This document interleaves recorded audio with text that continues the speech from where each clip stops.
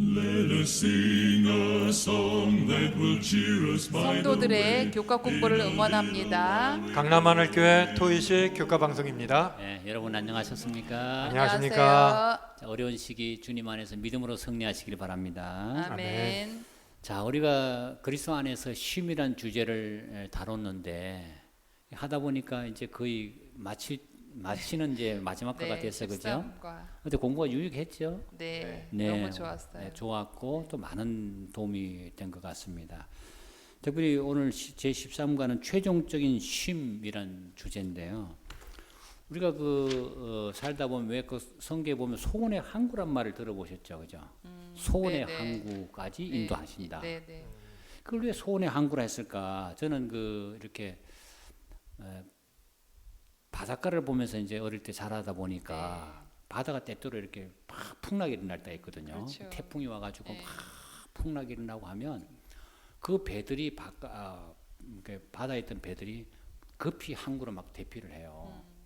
근데 어떤 배들은 그 대피를 못 해가지고 풍랑에 막 이렇게 휩싸일 때 있는데 제 어릴 때의 마음에도 배들이 막 항구로 대피하는 모습을 보고 어떤 한 배는 들어가다가 풍랑에 맞아서 들어가지 못하고 넘어진 걸 봤거든요. 야, 그러면 저기 탄 사람들은 정말 저 항구에 들어가고자 하는 소원 소원의 항구. 얼마나 네. 간절했을까. 근데 들어가기 전에 파선하는 사람들도 있었지만 그 항구에 정박하면 탁 닻을 내리고 거기서 이제 쉬잖아요.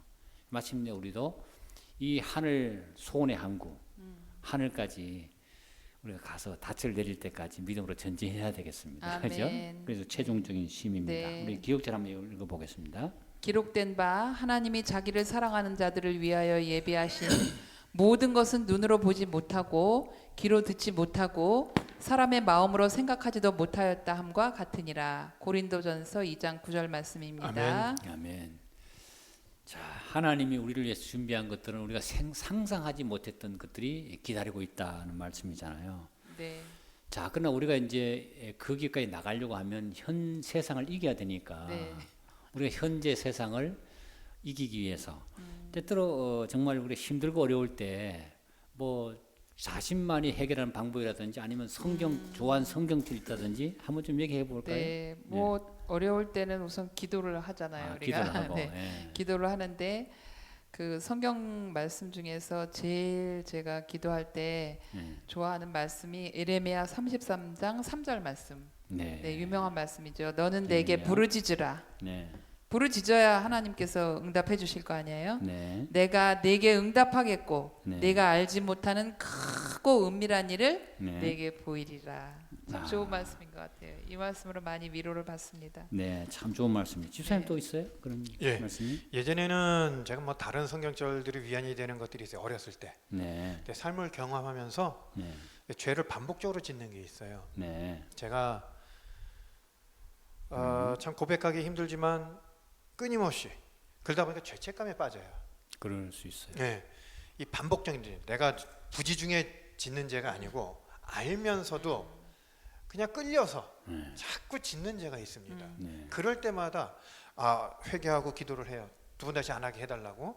근데 또 시간이 지나면 또 충동이라면 또 하고 이런 모습 보면서 확 죽고 싶어.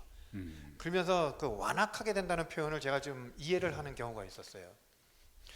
왜 완악하게 되는지. 우리가 신앙적으로요, 이 정도 되면 난 구원 못 받아, 이럴 거라면은 교회 다니고 싶은 마음도 없어지고 그냥 나 하고 싶은 대로 마음대로 살겠다고 신앙적으로 자살을 해버려요. 그런 저에게 끝까지 붙잡게 해주는 성경절이 있었어요. 네. 에스겔서 16장입니다. 네. 6절에 많이 들어봤을 거예요. 네. 피투성이가 돼도 살라라는 말을 많이 하셨죠. 근데 저는 이것이 그동안에는 어떻게 알아들었냐면은 어려운 역경과 고난이 있어도 끝까지 참고 인내하고 견디라고 들었었어요. 네. 근데 이 다음 문장을 쭉 16절, 그 다음에 16장의 6절 이후에 그 얘기를 쭉 들어봤을 때 네. 저한테는 굉장히 충격적이었어요. 네. 그 여자아이를 이스라엘 백성으로 비유했는데 이 아이가 그렇게 피투성이 되는 걸 지나가다가 발견해서 정말 열심히 저거 해가지고 돌봐서 키웁니다. 그래서 엄청 아리따운 여자를 하라고 온갖 좋은 걸로 폐물로 장식해서 왕후 자리까지도 올립니다. 근데 이 아리따운 여자가 주변 사람들 남자들 찾아다니면서 행음을 해요. 그랬을 때 끝까지 그 신랑이 오라고 혼을 내기도 하고 뭐도 했지만 그 사람을 원수를 복수를 하기 위해서 그런 게 아니고 돌아오게 하기 위한 간혹해. 그럼에도 불구하고 계속해서 다른 남자 찾아다니면서 누가 왔을 때 하는 게 아니고 아주 자기가 찾아다니면서 아주 간음을 계속하는 거예요. 그런데도 불구하고 하나님께서는 끝까지 그가 돌아오기를 바라는 모습으로 끝을 내요. 네, 맞아요. 제가 이 모습을 보면서 네. 제가 포기하고 싶을 때 나는 절대 안 되겠어. 그 유다도 그 죄책감에 휩싸여서 자살한 거 아닙니까? 예, 저도 정말 몇 번이고 영적으로 자살하고 싶은 충동을 진짜 많이 느껴요. 나는 가망이 포기하고 없는 싶은 놈이다. 마음이 들 때 있는데 그랬는데 이 절이 이 16장이 저를 그때마다 계속 붙잡아줬던 장입니다. 자, 그러니까 우리가 인생 살다 보면 어떤 말씀 하나가 우리의 지표가 되고 네. 안내자가 되는 거예요. 예. 그 보면 애굽에서 진짜 버림받은 이제 그 이스라엘 백성을 피투성이 돼서 그 하나님이 데려다가 가나안 땅에 아주 그 이쁘게 했는데 그럼에도 불구하고 배도에 떠나지만 계속해서 안 되는 그걸 보면 피투성이라도 살아야 된다. 포기하지 않은 그 모습 참 감동이 됩니다. 네. 그래서 그 말씀 참 좋아하거든요. 예. 네. 자, 우리가 이제 그 일장 살면서 우리가 현 시대를 살아가면서 이 최종적인 쉼이 있다는 거 있잖아요. 네. 한 나라에 있다는 것이 왜 우리가 희망이 될까요? 그렇지? 이 얘기 한번 해보고 싶어. 우리가 현 시대의 삶은 네, 마치 바닷가의 파도와 같아요. 네, 작은 파도가 밀려오면 또 큰 파도가 밀려오고 큰 파도가 가면 또 작은 파도가 오고 이게 우리의 생이 이 바닷가의 파도 치는 거하고 똑같은 거예요. 그러니까 이 세상에 영원한 것은 하나도 없는 거예요. 그리고 네. 사실은 네, 그렇기 때문에 우리가 그냥 이 세상을 살아갈 때는 늘 성경 말씀을 암송하기도 하고 또 이 또한 지나가리라 기쁜 일도 지나가고 슬픈 일도 지나가고 사실 돌이켜보면 다 지나가잖아요. 네. 근데 결국 하나님을 믿는 사람 모든 사람에게는 약속된 그 최종적인 쉼 하늘나라의 소망이 있잖아요. 예, 그 하늘나라의 소망을 가지고 우리가 살아가면 이제 이 땅에서도 좀 쉼을 얻지 않을까 이런 생각을 해봅니다. 네. 저는 이게 최종적인 쉼이잖아요. 그리고 고린도전서 2장 9절에 이거는 보지도 못했고 듣도 보지도 못한 얘기라고 나오지 않습니까? 네. 이 쉼이에요, 쉼. 안식일은 바로 이제 쉼하고 연결되는데 제가 앞전에도 그 교과 방송 시간에 얘기했던 것 같아요. 안식일이 우리가 지금 누리는 이 안식일과 죄를 짓기 전에 에덴 동산에서 지켰던 그 안식일은 엄청난 차이가 있다고 봐요. 예를 들어서 우리가 명절에 한 번 부모님 뵈러 가잖아요. 부모님 뵈면 어때요? 고향 찾아가서 부모님을 뵈면 마음이 편안해져요. 그렇죠? 전화로 만나고 하지만 직접 그 엄마를 눈으로 보고 부모님을 보고 하면은 그 마음에 진정한 힘이 들어오거든요. 우리가 여기서 아무리 기도하고 안식일에 예배당 와서 하더라도 그건 정말 진정한 힘이 될 수 없는 게 거기에는 하나님을 직접 볼 수가 없어. 죄를 지은 이유로. 그러다 보니까 우리가 최종적으로 에덴으로 돌아가면은 정말 우리가 그동안 기도로만 전화로만 했던 그 부모님을 직접 보는 거예요. 네. 그 진정한 안식이 되는 거야. 그 부모님을 직접 봤을 때의 그 평안함 이런 것을 우리가 가나안을 가야 정말 온전한 안식일을 쉴 수 있다. 저는 이렇게 봅니다. 자, 그래서 우리가 현재 나그네 생활을 살면서 우리가 그냥 죽어서 끝나는 게 아니라 네. 죽음 너머에 부활이 있고 그 다음에 부활 이후에 재림을 통해서 가야 될 영원한 본향이 있다는 그 삶 자체가 우리의 삶으로 하여금 참 정말 힘들어도 이길 수 있는 힘이 되지 않을까 생각합니다. 네. 그럼요. 이제 그 영국에서 잔 번연이라는 사람이 이제 감옥에 갇혔잖아요. 그 감옥에 갇혀서 소망이 없는 거예요. 청교도로서 이제 갇혔을 때 그때 그가 쓴 게 철로역정이거든요. 철로역정이라고 성경담으로 아주 유명한 책이 철로역정인데 제목은 많이 들어봤습니다. 네, 철로역정. 예, 그러니까 하늘 가는 길에 역정 아주 고난의 길이다. 그 고난의 길이 많지만 결국은 끝엔 도성으로 가는 거거든요.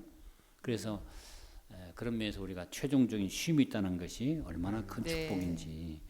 자, 1절 서지에 보면 최후의 모습을 보여주셨지 않습니까? 네, 네. 네. 주의 날에 내가 성령의 감동에선 나팔 같은 소리 큰 나서 들으니까 너 본 것을 써서 에베소, 서머나, 버가모, 두아드라, 사대, 빌라델피아, 라우디게아 7교회 보내라 이렇게 한 다음에 말씀하시는 분이 누군가 보니까 옷에 촛대 사이에 인자 같은 이가 발에 끌리는 옷을 입고 네. 그죠?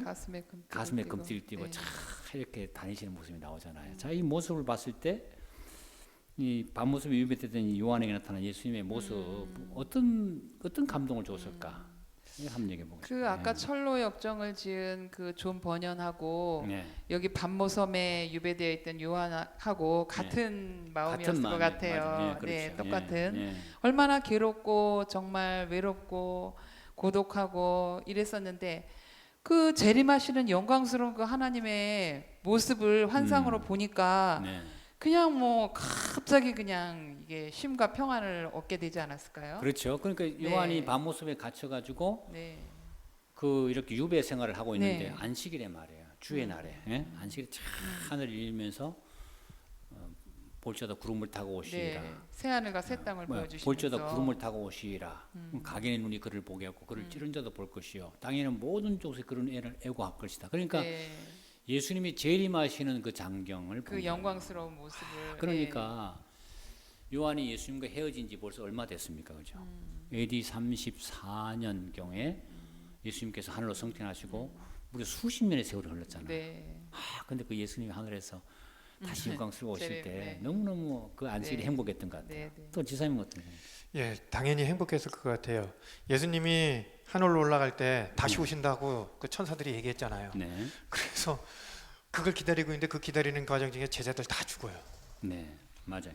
예, 교회가 핍박을 받아요. 네. 참 암울했던 시기지 않았습니까? 네.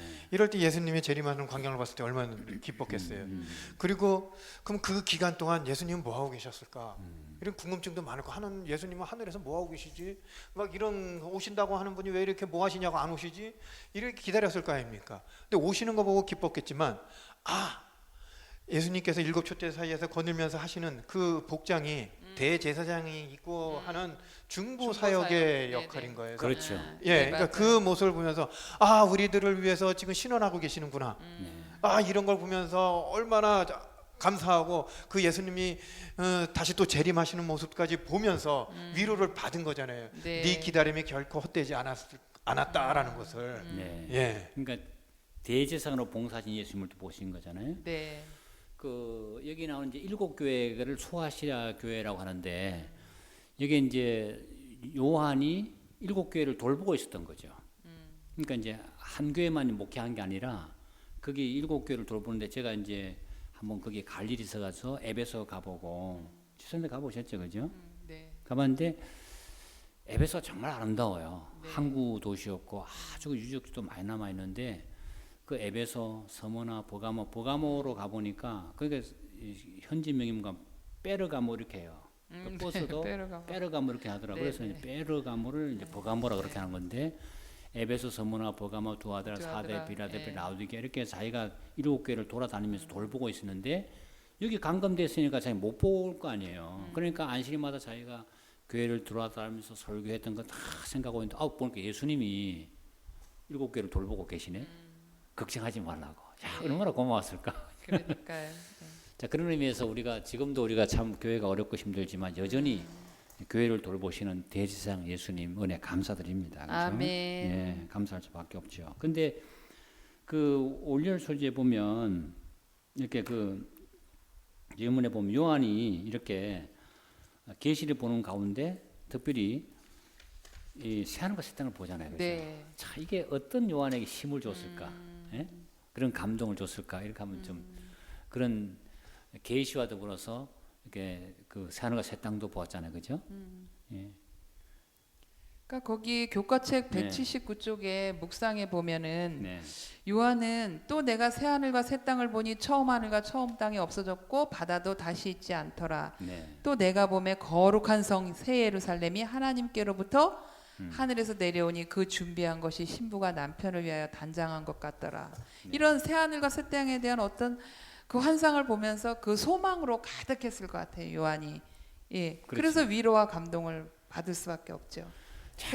그러니까 참 그 어떻게 생각하면 요한은 우리 전에 훨씬 오래 전에 산 사람이잖아요. 네. 그러니까 과거의 사람인데 우리보다 먼저 새 하늘과 새 새 땅을 땅을 먼저 본 거예요. 먼저 봤어요. 아 얼마나 아름다웠을까요. 얼마나 저도 보고 싶어요. 그러니까 예.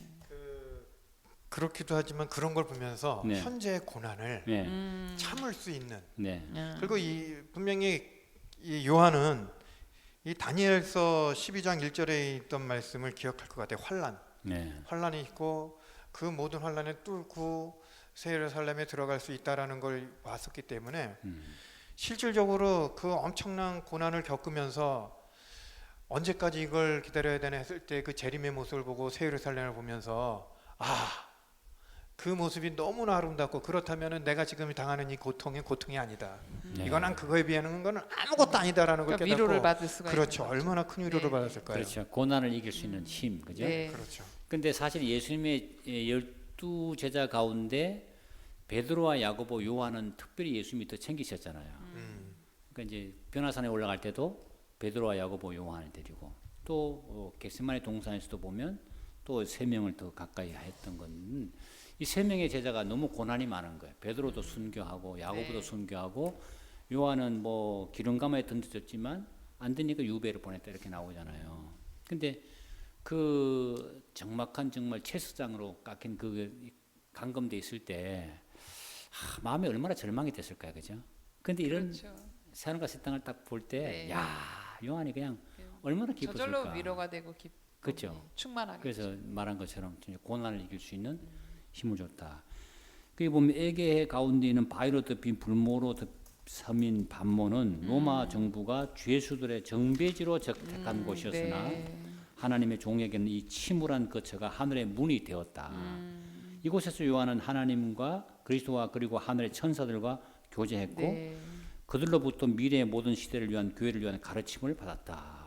자, 그러니까 사단은 이제 반모섬에 보내니까 끝났어 너 이렇게 했는데 야 거기서 계시 보여주고 기록한 요한 계시록 가지고 지금 모든 세상의 사람들 우리에게도 그렇죠. 힘이 되잖아요. 예. 네. 자, 그러니까 하나님이 항상 승리하신 분입니다. 아멘. 아멘. 자, 올리언 소지에 카운트다운이 있어요. 네. 무슨 카운트다운일까? 이게 베드로 후서에 보면 사랑하는 자들아 주께는 하루가 1000년 같고 1000년이 하루 같은 이 한 가지를 잊지 말라. 네. 그러면서 예수님께서 이 땅에 재림하시는 사건을 이야기하면서 이 예수님의 재림에 관한 얘기를 하면서 지루함, 그죠? 네. 왜 이렇게 늦어지는지 그 이유를 얘기하는데 재림이 왜 늦어지는 건가? 그리고 어떻게 또 재림을 촉진할 수 있는 방법 없는가? 뭐 그 네. 얘기해 보고 싶어요. 제가 학교에 있을 때 이제 아이들이 막 속을 썩이면 이제 어머니를 부르잖아요. 네. 그러면 부모님이 오셔가지고 교인들은 하시는 말씀이 아우 왜 예수님 빨리 오지 않는지 모르겠어요. 아우 예수님 빨리 오셨으면 좋겠어요. 저는 정말 못 살겠어요. 막 이러시는 분들이 꽤 있었어요. 그래요? 그래서 이제 근데 거기 마태복음 24장 14절에 보면 답이 나와 있죠. 네. 이 천국 복음이 모든 민족에게 증언되기 위하여 온 세상에 전파되리니 그제야 끝이 오리라. 네. 복음이 아직 전파가 끝까지 안 된 거예요. 그러니까 예수님이 안 오시죠. 그래서 교과책 181쪽에 보면은 이런 영감의 교훈에 이런 말씀이 있어요. 우리에겐 낭비할 시간이 없다. 네. 열렬한 경고의 말씀으로 기별을 외쳐야 한다. 그러니까 네. 빨리 외쳐야 돼. 빨리 오시게 하려면요. 네. 우리는 온 세상에 있는 사람들이 회개하도록 설득시켜서 장차 임할 재앙을 피하게 해야 한다. 복음전도 217쪽에 있거든요. 그러니까 우리는 빨리 전해야 돼요. 네. 예수님 빨리 오시게 하려면. 또요, 지선입니다. 저는 자꾸 좀 이상한 쪽으로 자꾸 빠지는데요. 왜 하나님이 예수님이 재림의 시간이 자꾸 늦어질까? 네. 우리는 답을 사실은 다 알고 있어요. 네. 한 사람을 더 구원하시기 위해서라고. 네. 근데 저는 여기서 조금 한 번 더 생각을 해봤어요. 네. 그 구원하고 싶은 사람이 누굴까? 네. 하나님께서. 네. 그게 나거든.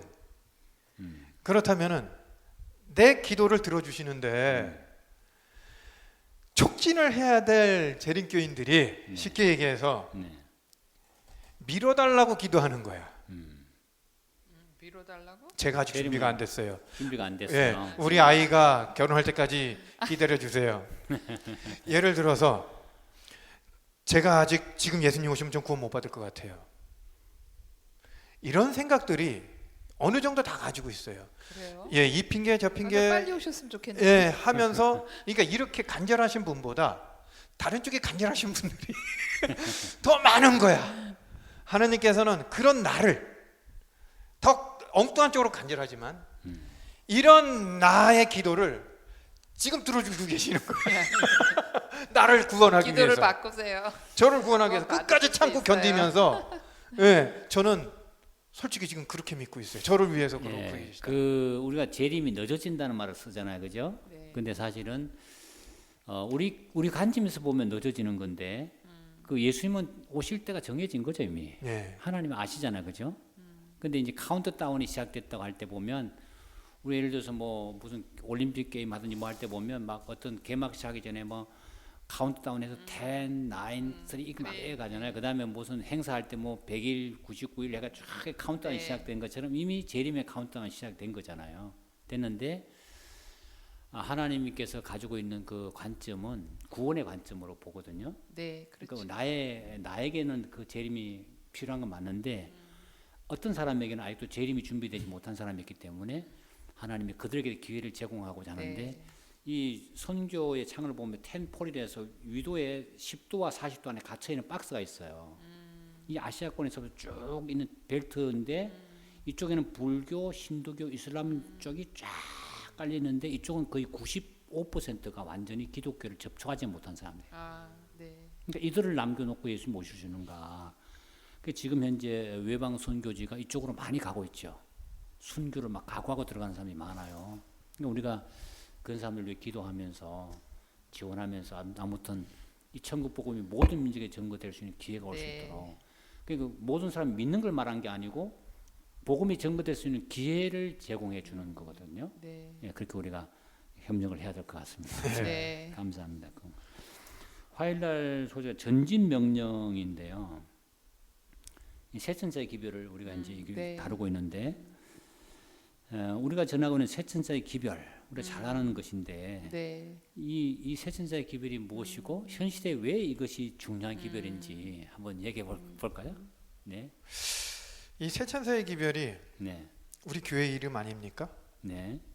제7일 안식일 예수재림교. 교인교회가 전하는 기별이죠. 예, 안식일을 회복해 줘야 되고 네, 예수님의 재림이 가까웠다는 것을 알려줘야 되는 기별이거든요. 네. 그래서 주변 사람들에게 하나님의 심판의 기별, 하나님 곧 오셔서 정리하신다는 심판의 기별을 전하고 그 사람들이 예수님의 재림을 준비할 수 있도록 저희들이 돕는 기별이거든요. 우리가 많이 이제 생각할 때 전하는 기별이라고 생각해. 세천사의 기별을 막 확성기해야 되고 막 떠드는 개념으로만 생각하는데 사실은 그들이 알지 못하니까 알려주고 재림을 준비할 수 있게끔 우리가 돕는 행위까지 해줘야 되는 거거든요. 네. 예, 그 기별이 세천사의 기별이라고 봅니다. 네. 또 집사님은요? 글쎄 우리 재림교인들의 대표 기별이잖아요. 네. 그거는 그 세천사의 기별은 정말 현대 노아방주 기별처럼 네. 마지막을 준비하는 기별이라고 생각해요. 예. 예. 그러니까 우리가 다 준비해서 노아방주에 타면 그 길로 그냥 구원을 받는 거잖아요. 네. 근데 이 세천사의 기별을 무시하고 안식일 기별 무시하고 창조주를 인정하지 않고 이러다 보면은 구원받지 못하는 거 아니에요? 그래서 저희 안식일 교인들은 이 세천사의 기별을 정말 철저히 저희 다 지키고 또 노아 방주에 탈 수 있도록 우리가 준비하는 그런 재림을 준비하는 교인들이 됐으면 좋겠습니다. 자, 그 중요한 말씀하신 것 같은데요. 그 이제 노아가 물로 세상이 멸망되기 전에 이제 기별을 전했잖아요. 네. 근데 불로 세상을 멸망하기 전에 걔는 전하는 기별. 그러니까 이런 면에서 같은 네, 맥락인데 네. 그때는 방주 안에 들어오라는 기별이었잖아요. 지금은 세천사의 기별이잖아요. 네. 근데 제가 이렇게 목회를 하면서도 어느 교단도요 세천사의 기별 이렇게 전하는 교회가 없어요. 우리 재림교회 외에는. 네, 맞아요. 이 중요한 교회. 근데 세천사의 기별을 많은 사람들이 힘들어하는 이유 가운데 하나가 복잡해요. 사실 세 가지 기별이잖아요. 근데 이게 사단이 아주 구원받기 어렵게 만들어 놓은 거예요. 그래서 하나님께서 이렇게 사단이 만든 덫을 보면서 세 가지를 집어서 이렇게 말해준 거거든요. 그래서 그 세 가지 기별의 그 말씀을 생각하면서 우리가 이제 이 마지막 때 이런 사명을 가진 백성이라는 사실을 깨닫고 노아와 같이 전해야 되겠습니다. 네, 네. 예. 근데 노아가 보면 사실은 전하고 나서도 자기 가족밖에 구원 못 그렇죠. 했잖아요. 네. 자기 가족 8명. 그렇지만 노아가 방주를 짓는 일을 포기 안 했거든요. 네. 방주 짓는 일을 포기 안 했기 때문에 그 준비를 한 거죠. 그렇죠. 구원 씨를 받으려고. 보존해서 우리가 지금 나온 거잖아요. 그러면서 노아의 인내가 필요한 그러니까 저희들도 그런 것 같아요. 노아가 끊임없이 방주를 만들었잖아요. 그 기별 전하면서 거죠. 네네. 뚝딱뚝딱 쏙싹대면서. 네. 근데 뭐 지금 방주 탈 일은 없지만 네. 물로 멸망하지 않기 때문에 우리는 이제 안식일이라는 방주가 있지 않습니까? 네. 그래서 그 무너지는 데서 우리가 보수를 해서 많은 사람들을 그 안식일 안으로 네. 모여들게끔 네. 노력을 해야 되지 않을까 싶어요. 그렇죠. 그 여기 보면 이제 그리스도인들 중에서 제7안식 예수 재림 교인들은 세상에 그리스도를 전파하는 선봉이 되어야 한다. 새천사의 기별 가운데 안식일도 포함되어 네. 있지만 꼭 십자가의 기별을 섞어서 네, 그 속에 그렇죠. 가주해서 전해야 된다. 이런 말씀입니다. 자, 우리 수요일 소지에 네. 평안한 휴식이라는 주제가 있는데요. 이 정말 그 우리 마음을 편안하게 해줄 수 있는 기별이 뭔가 죽은 자가 부활할 수 있다는 네. 거잖아요. 나사로가 우리 친구 나사로가 잠들었다. 내가 깨우러 간다. 그러면서 이제 나사로를 살려내시는데 이 죽어도 다시 살 수 있다는 이 부활이 우리에게 왜 큰 확신과 믿음을 줄까? 평안을 줄까? 네. 이 세상에 태어난 사람 중에 누구도 죽음의 문제를 해결할 사람은 그렇죠. 없죠. 맞습니다. 예, 누구도 해결할 사람이 없기 때문에 그걸 해결할 수 있는 사람은 우리 그리스도인들이에요. 네. 이 땅에서의 삶이 다가 아니고 우리는 부활의 소망으로 영원한 생명을 부여받은 백성이거든요. 네. 그래서 거기 요한복음 11장 25절 26절 말씀 예수께서 이르시되 나는 부활이요 생명이니 나를 믿는 자는 죽어도 살겠고 무릇 살아서 나를 믿는 자는 영원히 죽지 아니하리니 이것을 내가 믿느냐 믿습니다. 네, 저희는 부활의 소망은 정말 우리에게 큰 확신과 평안을 주죠. 아멘. 네. 또 지사님도 그랬어요. 그런 것 같아요. 요한한테 반모섬에 갇혀 있는 요한한테 네. 그 힘든 시기를 겪고 있는 요한한테 위로로 재림의 모습을 보여줘요. 예, 재림의 모습을 보여주고 중보하시는 예수님의 그 역할을 보여줍니다. 네. 그러면서 그 고난을 참고 이겨나갈 수 있는 위안을 주시는 거거든요. 똑같은 것 같아요. 우리가 불멸의 소망, 죽음이라는 건 너 죽을래 믿지 않을래 이랬을 때 죽겠습니다 하는 데는 내가 다시 사는 소망이 있기 때문에 죽을 각오도 하는 거거든요. 근데 너 죽을래 살래 했을 때 내가 죽고 나서 부활을 못 한다면 네. 그 뭔 의미가 있습니까? 그렇죠. 네, 나 그냥 살래요 그러지. 그러니까 죽어도 괜찮은 것은 내가 다시 살 수 있다는 확신이 있기 때문에 그리고 더 큰 보상이 나한테 따르고 있다는 걸 알기 때문에 그 죽음도 무섭지 않은 거죠. 그렇습니다. 그 사실은 제자들이 보면 예수님이 이제 십자가 못 박혀 서 붙잡혔을 때 다 숨었잖아요. 다 숨어가지고 다 도피해 버렸고. 네. 근데 그 제자들이 50일 후에는 나가서 막 외치잖아요. 그게 무슨 변화인가 하면 부활하신 주를 만난 거예요. 예, 그렇죠. 그 사람이 죽어도 살 수 있네. 네. 이렇게. 이게 진짜 놀라운 걸 본 거잖아요. 실제로 예수님이 같이 살았던 분이 죽었는데 분명히 죽은 거 확인했잖아요. 네. 근데 그분이 살아서 나를 만져보라고 하니까 다 증명하니까 그 제자들이 야 죽음이야말로 이게 정말 별거 아니구나. 예수님은 정복했구나. 야 그것이 기독교의 큰 능력과 확신을 주고 있는 것 같아요. 그치? 네. 아까 우리가 새천사의 기별을 얘기했지만 새천사의 기별이 나오기 전에 앞절이 있죠. 네. 영원한 복음을 네. 영원한 가졌더라. 복음 그 영원한 복음이 뭡니까? 예. 예, 그게 예수님.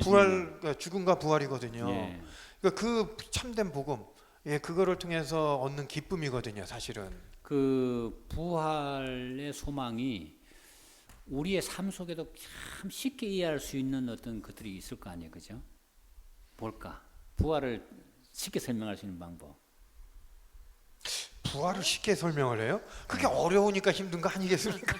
근데 이제 사실은 이 부활의 소망이 너무나 중요하기 때문에 하나님이 너무 쉽게 이해하도록 해놓은 게 농사 법칙이에요.